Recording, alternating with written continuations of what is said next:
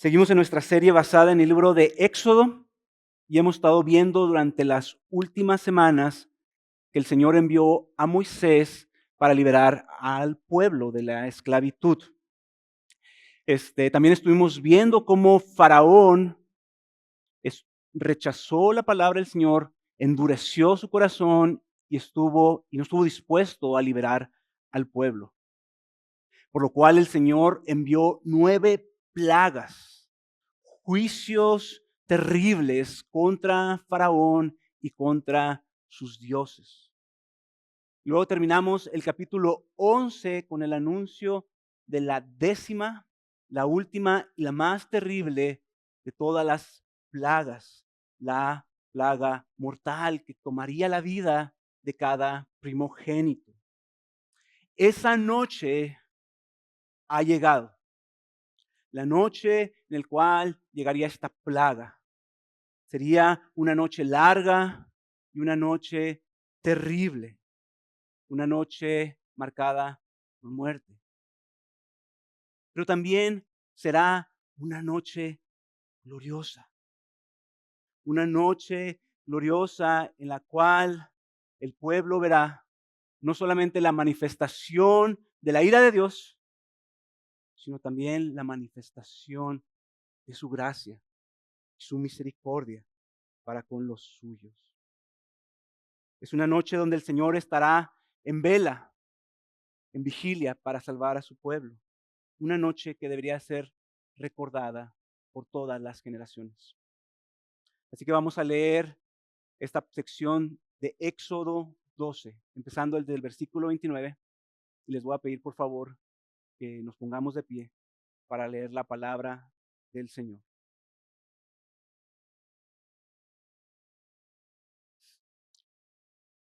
Y dice así la palabra del Señor.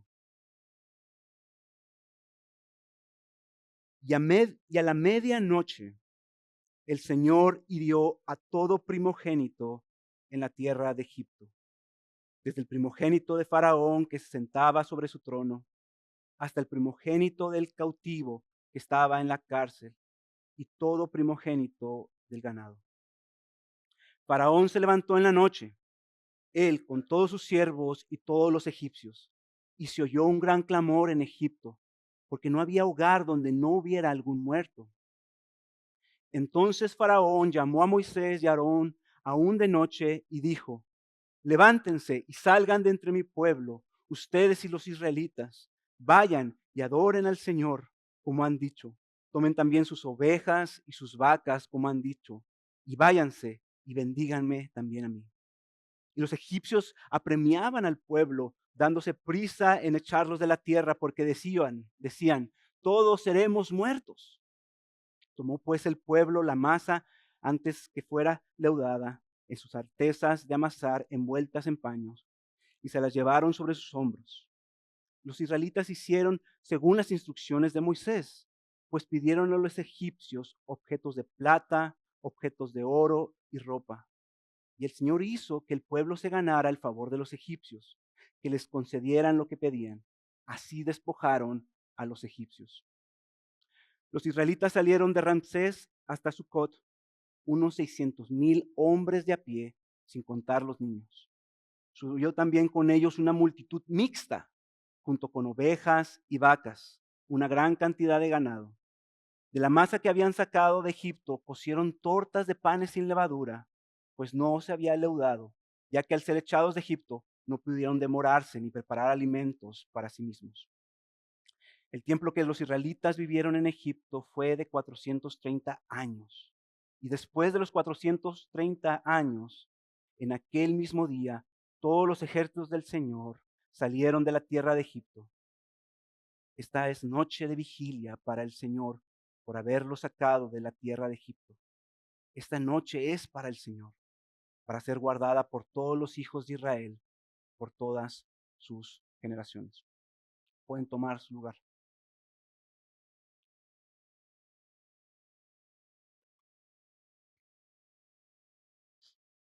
El versículo 42 termina diciendo, esta es noche de vigilia para el Señor por haberlo sacado de la tierra de Egipto.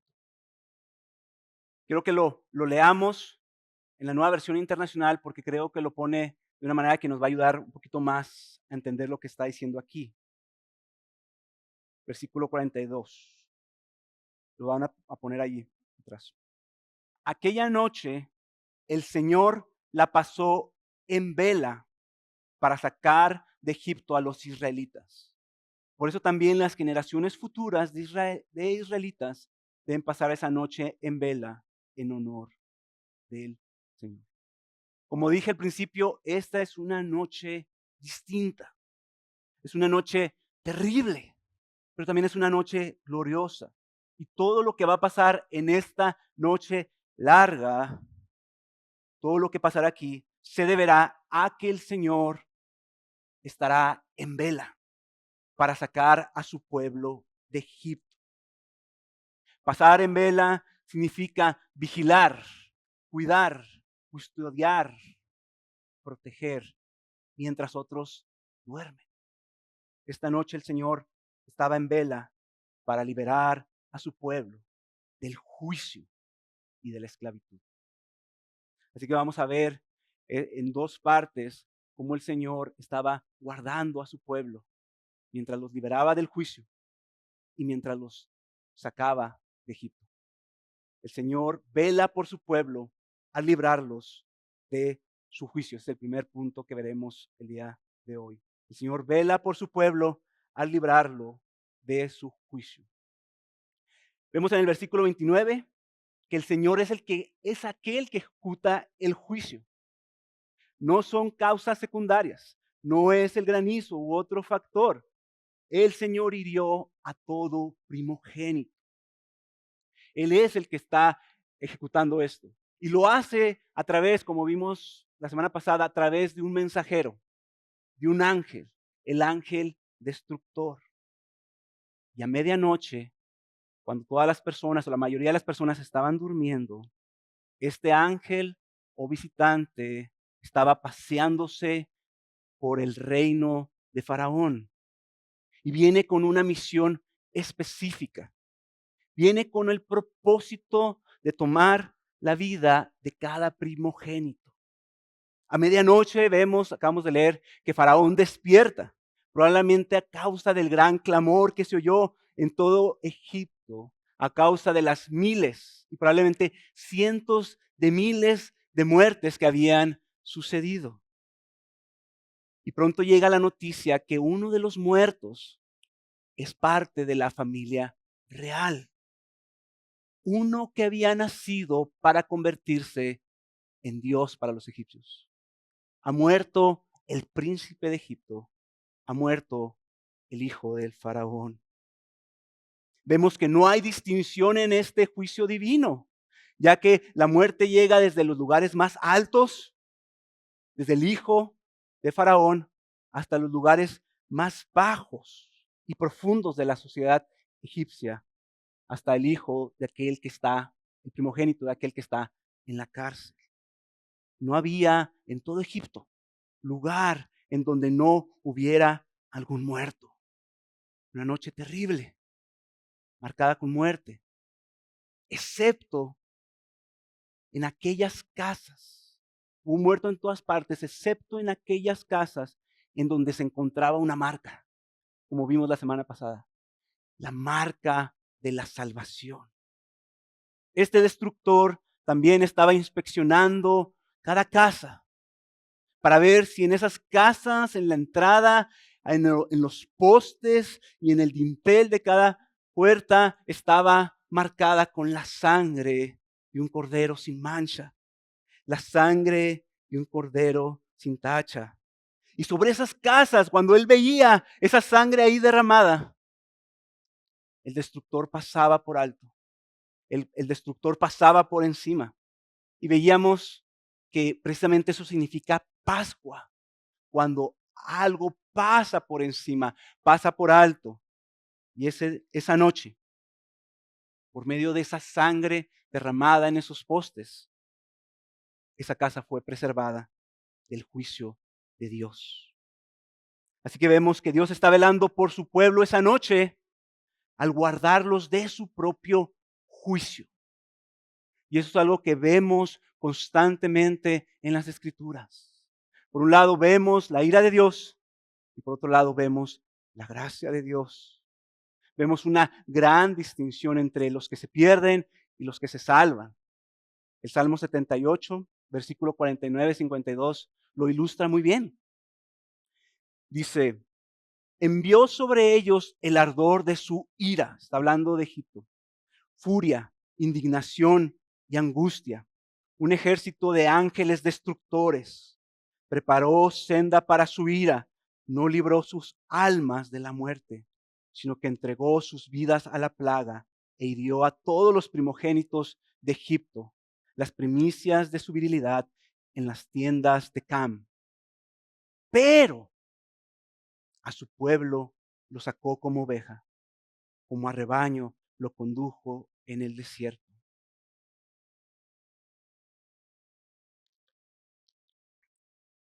Si eres como yo, probablemente batallas con la idea, pensar con la idea del juicio de Dios. No nos gusta pensar en Dios como un juez. No nos gusta pensar en un Dios que ejecuta juicios, en un Dios que se indigna, un Dios que responde en ira hacia el pecado. Batallamos con eso. Pero no batallamos con la idea de un Dios amoroso, un Dios misericordioso, un Dios que está dispuesto a perdonar. Pero la verdad de las cosas, hermanos, es que el juicio de Dios generalmente va acompañado tanto con su ira como con su gracia. No lo podemos separar. Vemos su ira en este pasaje y su indignación para los que se pierden, pero también su gracia y favor para los que se salvan. Y la verdad de las cosas es que la razón por la cual podemos batallar con la idea del juicio de Dios es porque quizás en lo profundo no creamos que Dios ha establecido un día para juzgar a los vivos y a los muertos. La 10ª plaga nos está apuntando al gran día del juicio final, en donde no solamente un ángel, sino donde los ángeles de Dios van a hacer esta gran división, la cual no va a estar basada, esta división, en base a las riquezas que alguien haya hecho en su vida, o en su gran moralidad, o en su renombre, o en tantas cosas que quizás a veces perseguimos. No va a estar basada en la edad, o en la raza, o en el género. En ese día estarán tanto pecadores como santos, reyes y esclavos, ricos y pobres, todos vamos a estar delante del juez. Nadie va a recibir un trato especial ese día. Cada uno seremos juzgados. Será un día terrible, pero también va a ser un día glorioso. ¿Y por qué les cuento esto? Porque esto es este lenguaje que usa Jesús. Jesús nos dice de este día. En Mateo 25, versículo 31, 32, dice, eso no está en sus atrás, así que pueden escucharme, dice, pero cuando el Hijo del Hombre venga en su gloria y todos los ángeles con él, entonces él se sentará en el trono de su gloria y serán reunidas delante de él todas las naciones y separará a unos de otros como el pastor separa las ovejas de los cabritos. Y el versículo 46 dice, estos irán al castigo eterno, pero los justos a la vida eterna. Y esta ilustración me ayudó y está basada en este pasaje. Imagínate tú que estás en el día final y está una línea enorme, incontable de personas que están esperando para ser juzgados. Y ves que las personas que están delante de ti tienen un ángel enorme y lo toma y lo lanza al fuego eterno. Luego al otro que está delante de ti lo vuelve a tomar y lo lanza al fuego eterno. Luego viene delante de ti y ve que estás marcado con sangre preciosa. Y pasa de alto. Y entonces ves al Rey, al Cordero inmolado, que te dice, bienvenido, amado de mi Padre. Entra al gozo de tu Señor. Hermanos, hasta ese momento vamos a entender lo que significa que pasó por alto el juicio de Dios, no solamente para Egipto, sino para nosotros. Si tú estás marcado con esa sangre, ese día será glorioso para ti.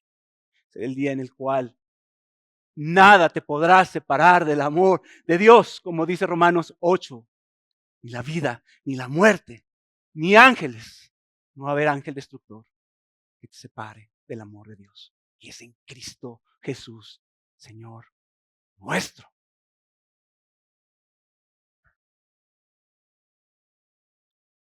Esa noche, la sangre del Cordero derramada en esos postes los libró del juicio, de ese juicio momentáneo. Para nosotros, hermanos, la sangre derramada no en los postes de una casa, sino en una cruz romana, nos libra del juicio eterno. ¿Cómo no dar gloria a este gran Salvador? ¿Cómo no rendirnos a Él y confiar que pase lo que pase, nosotros estamos en sus manos? Qué gran día, hermanos. Terrible, pero glorioso. Así que Éxodo 12 no solo nos muestra la ira de Dios, sino también nos muestra la inmensa e inmerecida bondad de Dios para proveer un cordero sin mancha que nos libra de su ira y del castigo eterno y de la esclavitud al diablo y al pecado. Y al meditar en esto, hermanos, esto nos debe de llevar a sobriedad. Nos debe llevar a sobriedad y a temor del Dios que adoramos. Es el Dios que juzga, pero también nos debe de llevar a asombro y a un profundo sentido de gratitud en que podemos confiar en nuestro Salvador y abrazar la cruz y abrazar a nuestro Salvador y venir a Él y refugiarnos en Cristo. Y eso es lo que cantábamos. Oh, hermanos, habiendo dicho eso, creo que si lo ponemos en esos términos, es sumamente contrario. Por esto es sumamente contrario a la cruz, hermanos. Es sumamente contrario y yo pondría hasta ofensivo a la cruz y al evangelio, que entonces nosotros tratemos de relacionarnos con Dios en base a nuestro rendimiento o en base a nuestro desempeño. Es que me siento mal porque ahora pequé y no está mal. No está mal sentir convicción, porque la convicción te lleva a Cristo. Pero hermanos, sentir condenación, cuando ya la condenación cayó sobre Cristo, eso es contrario al Evangelio. Yo te pregunto, ¿en qué área en este momento tú te sientes que necesitas rendir al Señor? Que tú necesitas cambiar algo para estar bien con Dios. Éxodo 12 nos recuerda que siempre el Padre, por lo que hizo Cristo, nos va a ver a través de esa sangre. Y siempre que nos acercamos a Cristo, nos acercamos a través de Él. Siempre que nos acercamos al Padre, nos acercamos a través de Cristo. Así que siempre tendremos su favor y su gracia y su amor y su misericordia. Hermanos, tenemos un gran Salvador, por lo cual nos podemos acercar con confianza al trono de la gracia. Ahora, quiero aprovechar porque yo te quiero preguntar el día de hoy, si el juicio fuera hoy, ¿en qué lado tú estarías? Tú tienes la absoluta seguridad de que en aquel día serás recibido? Si existe en ti la más mínima, si existe en ti, si en ti existe la idea de que tú vas a ser aceptado por tus obras o por tu rendimiento, o porque ya vienes a la iglesia o porque te estás portando bien, déjame decirte, tú no eres salvo. Porque la única manera de ser salvo del juicio de Dios y ser recibido en su gloria está marcado con la sangre del Cordero.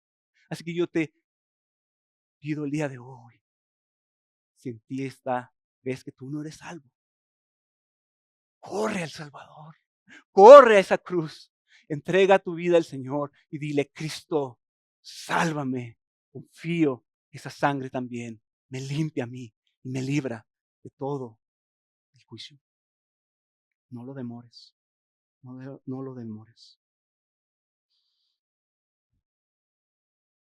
Y esto nos lleva al siguiente punto. El Señor vela por su pueblo al sacarlo de la esclavitud. Como vimos ante este suceso, Faraón llama a Moisés y Aarón. Los llama aún de noche para decirles que se marchen, que se vayan de Egipto. Y les dice, versículo 31, levántense y salgan de entre mi pueblo, ustedes y los israelitas. Vayan y adoren al Señor como han dicho. Tomen también sus ovejas y sus vacas, como han dicho, y váyanse y bendíganme también a mí. ¿Qué estamos viendo aquí? No hay negociaciones ya de parte de Faraón. No hay un váyanse, pero quédense, dejen sus ovejas aquí, váyanse y dejen sus niños. Hay una rendición total de Dios. El pueblo se va a ir con sus vacas, con sus ovejas. Y vemos al hombre que se consideraba Dios. Y el hombre, como nos dijo el pastor Cuauhtémoc, que decía, ¿quién es ese Señor? Que ahora lo ha conocido como su juez. Inclusive le dice, y bendíganme a mí también. Ahora, es interesante eso, pero no nos confundamos. Esto no significa que Faraón se ha arrepentido. Porque él no está diciendo, no está reconociendo su pecado, no está pidiendo perdón. Lo que quiere es una bendición del Señor. Su corazón sigue endurecido y como veremos más adelante, sigue tan endurecido que va a buscar matar al pueblo. Y recordemos esto, a un corazón endurecido, el Señor no bendice. En el mejor de los casos, y por su misericordia, a un corazón endurecido, el Señor quebranta. Y es lo que va a hacer con Faraón. El Faraón los echa. Ahora no solamente los deja ir, sino que los echa, cumpliéndose así las palabras del Señor que dijo en Éxodo 6:1. ¿Recuerdan esa parte? La predicó Cuauhtémoc, en donde el pueblo está desanimado porque el faraón los estaba oprimiendo más y fueron a clamar a Faraón. Luego el Señor les dice estas palabras para consolarlos, les dice, ahora verás, esto se lo dice a Moisés, ahora verás lo que haré a Faraón, porque por la fuerza los dejará ir y por la fuerza los echará de su tierra. No solamente los dejará ir, sino los echará fuera de su tierra. Y eso es lo que hace todo el pueblo, porque dice, vamos a ser muertos. Si estos permanecen aquí, vamos a ser muertos. Y luego vemos que los israelitas, Moisés manda a los israelitas a que pidan a los egipcios objetos de oro, objetos de plata y ropa, y los egipcios se lo dan. Este era un pueblo que no tenía absolutamente nada. Quizás unas ovejas, pero era un pueblo esclavo. Y están saliendo ahora como un pueblo victorioso. ¿Ven cómo termina el versículo 36 al final? Dice, así despojaron a los egipcios. Es un término militar cuando un reino invade otro reino y lo despoja, toma sus riquezas y lo destruye. Así estaba saliendo Israel, no como un pueblo esclavizado, sino como un pueblo victorioso. Ahora, ¿cuál es la razón de este despojo? El versículo 36 nos dice, y el Señor hizo que el pueblo se ganara el favor de los egipcios, que les concedieron lo que pedían. La única razón por la cual ellos iban a salir victoriosos, con riquezas, era porque el Señor también estaba ahí velando por ellos, porque el Señor estaba dándoles favor y gracia delante de los ojos de los egipcios. Esa noche el Señor estaba velando por su pueblo, concediéndoles el favor para despojarlos. Ahora, lo interesante, una de las cosas más interesantes viene en los versículos 37 al 40. Fíjense, lo voy a leer. Versículo 37 al 40. Los israelitas salieron de Ramsés hacia Sucot, unos 600,000 hombres de a pie, sin contar los niños. Subió también con ellos una multitud mixta, junto con ovejas y vacas, una gran cantidad de ganado. De la masa que habían sacado de Egipto cocieron tortas de panes sin levadura, pues no se había leudado, ya que al ser echados de Egipto no pudieron demorarse ni preparar alimentos para sí mismos. Versículo 40. El tiempo que los israelitas vivieron en Egipto fue 430 años.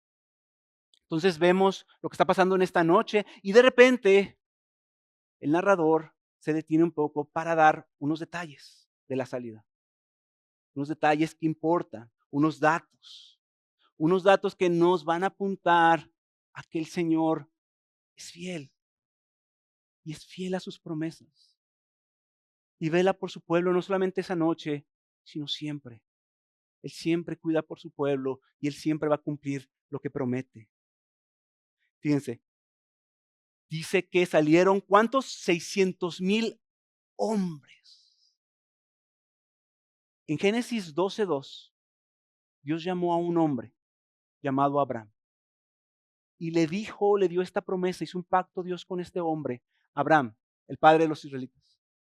Le dijo que por medio de él haría una gran nación.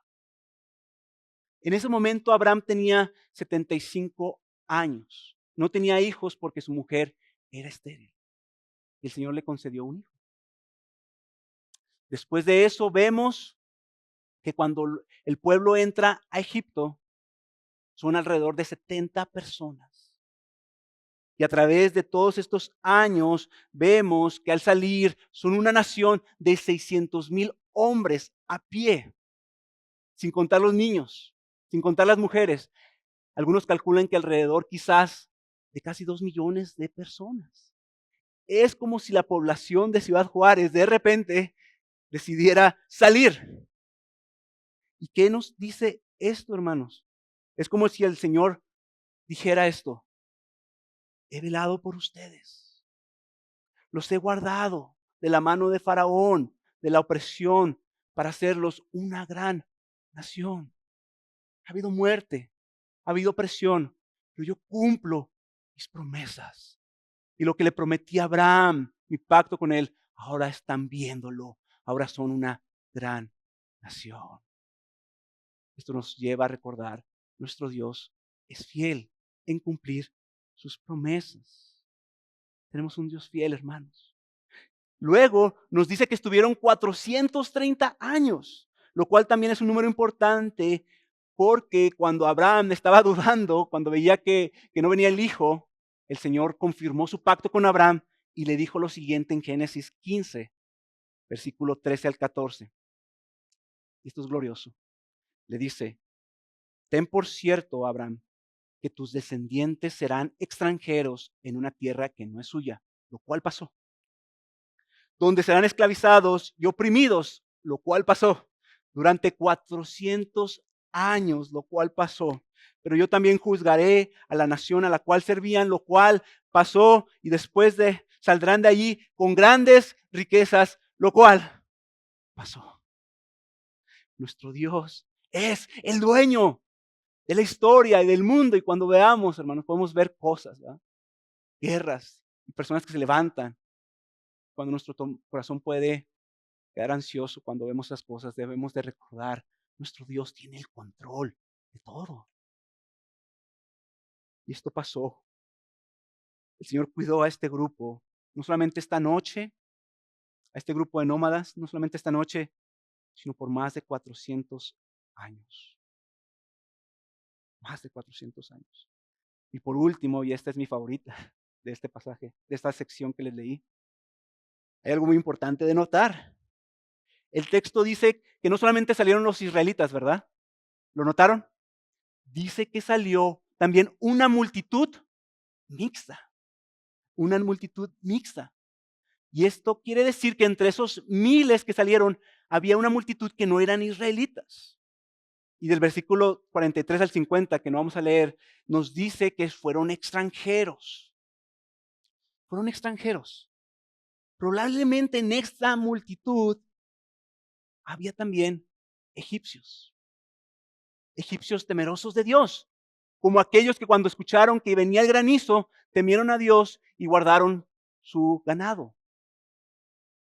O quizás puede ser que entre esa multitud estaban también los magos, algunos de los magos, que al final, cuando vieron lo que había hecho Moisés, dijeron, reconocieron al Señor y le dijeron a Faraón, esto es el dedo de Dios.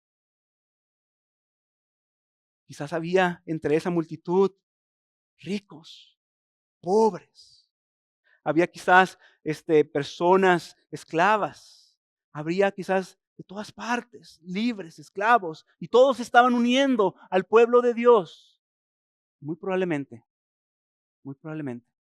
había personas de diferentes etnias, de diferentes razas, de diferentes naciones, lo cual estaba cumpliendo la promesa que Dios le hizo a Abraham, no solamente de que por medio de él vendría una gran nación, sino que también por medio de él todas las naciones serían bendecidas. Así que aquí vemos un vislumbre de que Dios no es un Dios solamente de una etnia. Dios es el Dios del mundo, de las naciones. Y Él está llamando a todas las naciones para que vengan. Como dice el cántico de Apocalipsis, este Cordero ha comprado con su sangre personas de toda lengua y toda nación. Qué bello espectáculo. Y esto nos debe recordar que entre esos extranjeros estábamos tú y yo. Nosotros no éramos pueblo, pero ahora somos pueblo. Nosotros que estábamos alejados, hemos sido acercados. Y esta multitud mixta, se unirían al pueblo de Dios, y la manera como se iban a acercar era poniendo su fe en Él. En el versículo 43 en adelante, dice que este pueblo, estas personas que venían, no podían tomar la Pascua si no habían sido circuncidados. Entonces, lo primero que tenían que hacer ellos para ser parte del pueblo era poner su fe en el Dios de este pueblo. Tenían que poner su fe en el Dios que proveyó un cordero. Así que ellos estaban acercando también por fe. Habiendo dicho todo esto, hermanos, ¿qué aprendemos de todo lo anterior? Aprendemos que el Señor vela por su pueblo. Él no duerme, Él no se cansa, Él cumplirá sus promesas y Él guardará su pueblo al final. Las cosas pueden verse difíciles en el mundo, pero el Señor vela por su pueblo. Y quizás las cosas estén difíciles ahorita para ti, pero este es un recordatorio de que el Señor vela por su pueblo. El Señor vela por ti. Quizás te han dado una mala noticia. Recuerda que este Dios es digno de tu confianza y de tu adoración. Yo te pregunto el día de hoy, ¿en dónde necesitas recordar que el Señor es fiel? ¿En qué área de tu vida el día de hoy necesitas recordar que el Señor está velando, está viendo por su pueblo? ¿En dónde estás tentado a dudar de su cuidado en tu vida? Y esto es importante, porque este pueblo que acaba de ver la gloria de Dios, el juicio de Dios por un lado y su salvación, este pueblo que ya no es esclavo, este pueblo que va a salir, va a ser tentado a desconfiar del Señor. Va a ser tentado al ver los problemas, a olvidarse del cuidado de Dios. Y cuando van a pasar hambre y sed, van a ser tentados a anhelar Egipto. Este pueblo va a necesitar recordar una y otra vez que el Señor era fiel. Y van a necesitar recordar una y otra vez que ya no son esclavos, que ya no pertenecen al reino de Faraón, ahora le pertenecen al Señor. Y van a necesitar recordar que aunque han salido de Egipto, muchas veces Egipto va a seguir en su corazón. Necesitarán recordar lo que pasó en esa noche. Que esa noche fueron librados a precio de sangre. Pero no solamente ellos van a necesitar recordar eso. Tú y yo necesitamos recordar eso también todos los días. Necesitamos recordar que nosotros ya no estamos en Egipto, o más bien, ya no estamos en el reino de las tinieblas. Nosotros ya no somos del mundo, ya no somos esclavos del pecado y del diablo. Necesitamos recordar que ya hemos sido librados del juicio de Dios. Y necesitamos recordar que tenemos un Dios fiel. Qué tan fácil, hermanos, es olvidar eso, ¿verdad? Qué tan fácil es cuando las cosas no están bien, cuando batallamos con nuestro pecado y otra vez decimos, veo a Egipto en mi corazón todavía. Cuando vemos, cuando a veces el Señor parece ausente, cuando vemos que quizás patrones vuelven en nuestras vidas. Pero el Señor es muy bueno, porque esta noche en la cual los israelitas iban a ser prontos para olvidar, y lo vamos a estar viendo, el Señor les iba a dar una ordenanza para que no se les olvidara. Así que Él les da la ordenanza de la Pascua. Y esta ordenanza de la Pascua era algo que iban a tener que repetir una y otra vez. Solamente hay una Pascua. No iban a volver a poner sangre en un lintel ni en un poste, pero iban a recordar, haciendo memoria, de que en esa noche ellos fueron librados del juicio. Y eso va a ser un recordatorio continuo. Ya no somos esclavos, hemos sido salvados, somos del Señor. Y eso iba a ser algo que el Señor les iba a dar. Pero para nosotros, hermanos, el Señor nos ha dado una Pascua aún mayor, un sacrificio aún mayor, un recordatorio aún mayor, porque se nos ha dado un Cordero mayor que nos ha librado del gran juicio de Dios. Por lo cual, cada domingo que nos venimos, cada vez que cantamos, cada vez que nos reunimos en los grupos de casa, estamos recordando la obra de Cristo. Y cada vez que nos reunimos a celebrar la cena del Señor, recordamos lo que el Señor hizo por nosotros. Me encanta lo que dice Juan 13:1. La noche que tomaron ese cordero no sabía nada, ¿verdad? Simplemente lo tomaron y lo sacrificaron.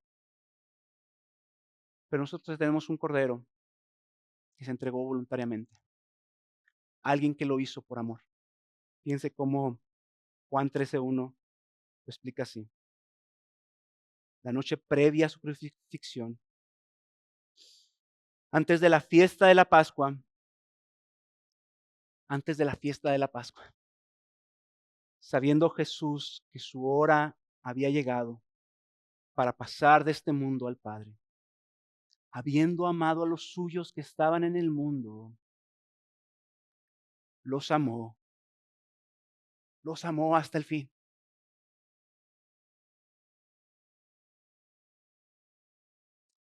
Hermanos,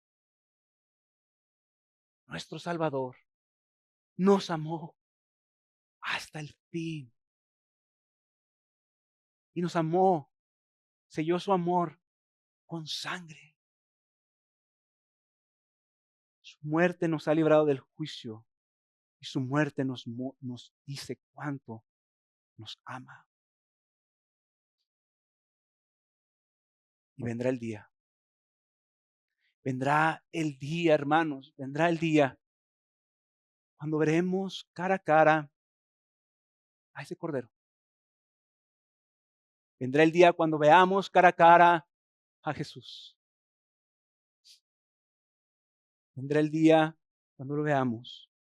Hermanos, y cuando veamos las marcas en sus manos, cuando veamos las marcas en sus pies, cuando veamos la marca en su costado que fue atravesado, solamente, quizás hasta ese momento, quizás hasta ese momento nos entendamos que la manifestación más grande de la ira de Dios no fue en la caída, no fue en Sodoma y Gomorra, no fue en el diluvio, no fueron en estas plagas, no fue en el exilio, no fue en ninguna guerra ni pestilencia. No, la manifestación más grande de la ira de Dios la vemos cuando el Hijo de Dios, sin pecado, sin mancha, fue aplastado por el Padre. Fue tratado como un maldito. Cuando el Padre quiso quebrantarlo. Ahí, hermanos, vemos la manifestación más grande de la ira de Dios. Pero también, ahí en la cruz, no solamente vemos la manifestación más grande de la ira de Dios hacia el pecado, sino que también en la cruz vemos la demostración más profunda y más grande de amor y de misericordia. Porque Jesús nos amó y nos amó hasta el fin.